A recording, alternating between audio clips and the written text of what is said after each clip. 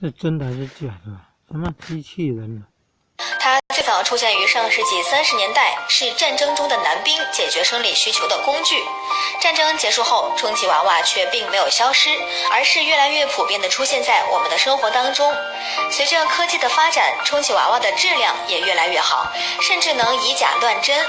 一直以来，日本都是这一领域的佼佼者，但最近情况发生了变化，我国赶了上来。由于人工智能技术的发展，我国第一次将与人工智能技术与之相结合，创造出了世界上第一个真正意义上的人工智能仿真机器人妻子。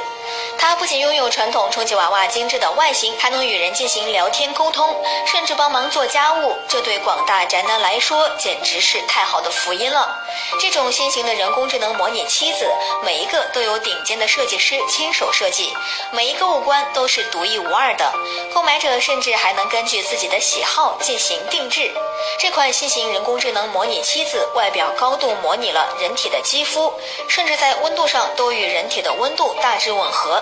人工智能技术又为其问答系统提供了强大的技术支撑，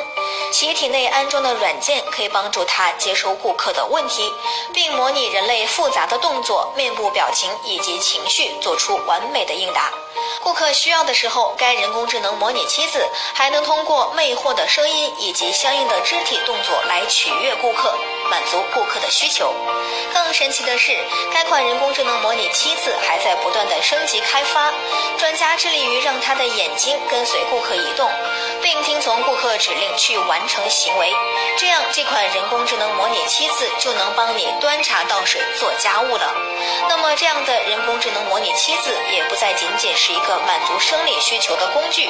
而是一个有灵魂的最佳伴侣了。最重要的是，这款人工模拟妻子的售价并不高，只要2万元就能把它带回家。许多宅男都说，有了它就不用娶老婆了。对于这样一个美女机器人，你怎么看呢？欢迎在评论留下你的想法。